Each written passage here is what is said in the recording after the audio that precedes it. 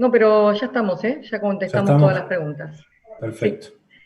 Bueno, ahora el momento esperado, la charla del doctor Rodolfo Barbieri sobre la nueva ley de alquileres. El doctor Rodolfo es un abogado con mención de honor y primer promedio en la Universidad Nacional de Lomas de Zamora. Es especialista en derecho inmobiliario, autor de artículos y de libros de derecho en la materia, asesor legal e institucional del sector inmobiliario docente y disertante, y es el asesor legal de la Mutual Inmobiliaria Argentina. Doctor. Buenas tardes a todos, muchas gracias. Muy buena la presentación. Y como todos saben, ya hoy comienza a regir esta nueva ley de alquileres que dictó el Congreso. Lo primero a decir, ya que tenemos fresquita la noticia, es que la ley, siguiendo el procedimiento que debe seguirse para la creación y aprobación de las leyes, luego de pasar por ambas cámaras, termina siendo aprobada por la Cámara Revisora, es decir, por el Senado el 11 de junio, el 11 de este mes, y a partir de ahí, cumpliendo los plazos legales, el día 29, es decir, este lunes, ayer, el Poder Ejecutivo Nacional dicta el decreto promulgatorio, es el decreto 580/2020, que lo único que hace es promulgar la ley, no observa absolutamente nada, no veta ningún artículo, entonces, tal cual y como la venimos conociendo como proyecto, es que sale a la luz la ley. Esta ley goza o posee 4 títulos. El primer título es el que se encarga de modificar o sustituir artículos o agregar al Código Civil y Comercial. Son estos 12 artículos que ahora vamos a desarrollar, quizás los más importantes para el ejercicio de la profesión, tanto del abogado como del corredor, y también para la redacción y puesta en marcha, la implementación del sistema a través de los distintos contratos de alquiler de vivienda y otros destinos que se hagan.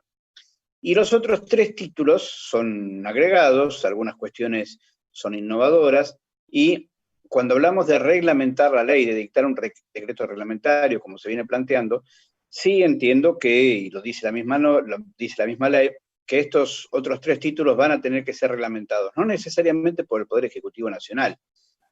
Ahora en el primer raconto que voy a hacer de la ley para después escuchar las preguntas de quienes quieran formularlas, va a quedar claro que va a haber distintos entes encargados de dictar disposiciones reglamentarias. El artículo 1 de la ley agrega un párrafo al artículo 75 del Código Civil y Comercial. Empezamos ahora a tratar entonces este primer título. No me voy a detener acá. En lo que respecta al domicilio constituido que uno puede hacer constar como domicilio especial en los contratos, en ese primer artículo, lo que hace es agregar un párrafo al artículo 75 diciendo que las partes pueden constituir un domicilio electrónico. Prefiero pasarlo por alto ahora y dejarlo para las preguntas después, solamente hago el enunciado de que se agrega un párrafo al artículo 75 para establecer, yendo hacia el avance de la telemática, que es posible para las partes en un contrato también constituir un domicilio electrónico. El artículo 2 ya arranca reformando el régimen propio de las locaciones, que arrancan en el artículo 1187 del Código Civil y Comercial, tal y como fue aprobado por la Ley 26.994 en el año 2015. El primer artículo que se modifica es relativo exclusivamente a vivienda, y es el artículo 1196. El artículo 1196, ahora, ya hablemos de la ley nueva, no de un proyecto, establece que no se puede cobrar para vivienda un depósito mayor a un mes de alquiler. Ese tiene que ser el alquiler inicial, que luego vamos a ver que es un alquiler que se va a fijar en modo fijo e idéntico durante un año, y entonces podemos cobrar un solo mes. Las locaciones serán de 3 años, nosotros no podemos, como antes, cobrar un mes por año, podemos cobrar un solo mes de depósito. A su vez, como se estableció hasta acá, no se pueden cobrar alquileres anticipados mayores a un mes, y también lo que tenemos que tomar en cuenta en cuanto a la devolución de este depósito, que si al momento de finalizar la locación por cualquier motivo, el locatario haya generado deudas por facturas impagas, por expensas, o sea, cuestiones que todavía no fueron facturadas, obligaciones que estén a cargo del locatario, el locador, como tiene que hacer una entrega inmediata, ya no podemos pactar en un contrato que el depósito será devuelto a los 30, 40, 60 días, sino que exige una devolución inmediata, lo que hace que el locador pueda recurrir a dos procedimientos. O bien, tomando como comparativo las facturas anteriores de consumos y las facturas de expensas, hace una retención estimativa, deduce lo que tendría que devolverle como depósito al locatario si alcanza esa deducción, y a partir de ahí procede a pagarlas. O lo que hace es esperar, o sea, devolver la parte proporcional, sí, pero esperar a que el locatario se encargue él de pagar esas cuentas, las trae documentadamente y el locador ahí le devuelve, le restituye la suma faltante del depósito. Esto en cuanto a lo que es el depósito, y a su vez la norma también prohíbe cobrar un valor llave, como ya se venía haciendo. No se puede cobrar un valor llave en un destino que es ajeno al valor llave. El valor llave se cobra habitualmente en otros destinos, sobre todo en el comercial, pero no en el de vivienda, donde la llave es algo absolutamente ajeno al objeto del contrato. Y la ley ahora también habla de prohibir la firma de pagarés. Los pagarés son o bien estipulados en un contrato de locación, como ha pasado a lo mejor en forma clandestina para exonerarse del pago del IVA, en forma paralela, simulando un préstamo de dinero, un contrato de mutuo, con el aval de los pagarés, para poder satisfacer ese contrato, y así, para no cargar con tantas tributaciones impositivas, se ha logrado, por esta vía, vuelvo a repetir, clandestina y prohibida, que las partes abonen menos tributos. Pero no es algo autorizado por la ley, y justamente ahora lo está prohibiendo expresamente para vivienda. También podría referirse a la norma, al decir pagarés. Si lo tomamos en modo genérico y amplio, podemos hablar de los pagarés que se puedan firmar en garantía de meses futuros, cuando de repente tenemos la norma que está diciendo, ya desde antes de la sanción de esta ley, desde el código, que no se puede cobrar más de un mes por adelantado. Entonces, garantizar con pagarés los alquileres futuros, sobre todo tomando en cuenta la facultad de resolución anticipada para el locatario, estaría dentro de un marco cercano o quizás incluido en la ilegalidad, y por eso, para inclusive no inducir a error al locatario, es que se prohíbe la firma de pagarés. Error o engaño, ¿no? Bueno, el otro artículo, en 1198, no merece mayor análisis, es el que habla de plazos mínimos. Sabíamos que estaba unificado para todos los destinos el plazo mínimo de la locación en 2 años, y ahora estamos hablando de 3 años, con las excepciones del artículo 1199. El artículo 1199 es el que habla de sedes de embajadas, locaciones para el personal de embajadas, legaciones diplomáticas, guarda de cosas, puestos en mercados y ferias, locaciones con fines de turismo o de descanso, y también aquellas que tengan un objeto determinado expresado en el contrato y que tenga que cumplirse ese objeto en un plazo menor. Este artículo también es modificado. ¿Y en qué se modifica? Hasta acá lo que decía el Código Civil y Comercial antes de esta reforma, es que el plazo de la locación, el inciso B de este artículo, el 1199, el plazo de la locación que se celebre con fines de turismo y descanso no puede exceder de 3 meses. Pasado ese plazo, se presume que hay una burla a la ley, es decir, que el contrato debería haberse extendido por este plazo mínimo, como venía siendo de 2 años, ahora de 3, y que entonces le asistiría en principio al locatario un derecho de prolongarlo, extenderlo por el plazo mínimo legal. Ahora lo que se modifica es que, al decir que no solo dice que el contrato no puede ser mayor a 3 meses, dice que el contrato o los contratos consecutivos no pueden ser mayor a 3 meses. Y acá también llama duda, porque podría darse una doble interpretación. Lo que quiere decir la norma es que en conjunto un contrato, por ejemplo, de 1 mes más los contratos consecutivos no pueden exceder de 3 meses, es decir, entre las mismas partes yo puedo celebrar 3 contratos de 1 mes o plazos menores, ¿no? como son las cuestiones de turismo y descanso, que a lo mejor no alcanzan al mes, y en su conjunto globalmente no pueden superar los 3 meses, o lo que está diciendo la norma es que cada contrato que se celebre no puede superar de 3 meses. Me inclino por la primera interpretación, porque si fuese la segunda interpretación se estaría burlando la propia ley, porque sería muy fácil decir, bueno, en vez de hacer un contrato por 3 años, voy a hacer 6 contratos de 3 meses y ya tengo 18 meses de locación. Así que interpreto que, tomando en cuenta el espíritu de la ley y tratando de favorecer la permanencia del locatario por cuestiones que hacen a no tener que volver a gastar para una renovación de contrato, por cuestiones que hacen a la posibilidad de que no le renueven una locación y que haya un grupo familiar asentado con miembros de ese grupo familiar que estén en edad escolar y estudiando, que lo que se procura es asegurar un mínimo de permanencia en la vivienda, con lo cual entiendo que esta disposición debe ser interpretada en el primer sentido y no en el segundo.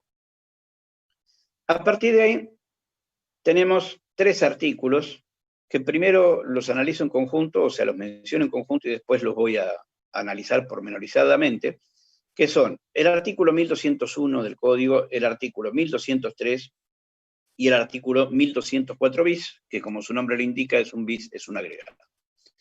¿Por qué los menciono en conjunto? Porque estas normas no son de orden público. ¿Qué es el orden público? El orden público es las normas imperativas que fija la ley y que nosotros no podemos por modificar por acuerdo de partes. Por ejemplo, sería orden público la donación de órganos. Yo no puedo hacer un contrato de donación de órganos. Hay un orden público de por medio que me impediría hacerlo. Pero en cambio sí puedo hacer, dentro de las cosas que tiene el comercio, un contrato de compraventa o de donación de cualquier bien que sea de mi propiedad, con ciertas libertades que es propia de la contratación, porque en la contratación, digamos que la reina es la autonomía de la voluntad, y que lo que fije la ley son pautas orientativas, se le llama en este caso normas supletorias y dispositivas, es decir, dispositivas disponen a falta de expresión de parte. O supletorias, justamente es lo mismo, está diciendo que suplen la voluntad de las partes. Si yo nada pongo, me regiré por la ley, como va a pasar con estos 3 artículos, si no menciono nada en mi contrato de locación, o si no, puedo dejarlo sin efecto por disposición de partes. La primera de todos, que es la que mencioné, que es el 1201, se refiere a la posibilidad de que el locatario haga reparaciones en el inmueble sin esperar a que el locador las haga. Es decir, suele pasar que el que habita el inmueble es el que más sabe, obviamente, en el estado en que está y qué se necesita reparar, qué se necesita hacer.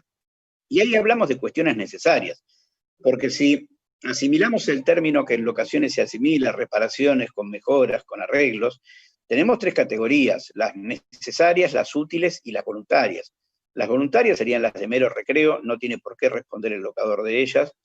Las útiles son las que, sin ser necesarias, le hacen bien al inmueble, y las necesarias son las únicas que tiene que hacer el locador, en tanto y en cuanto le corresponda hacer a él.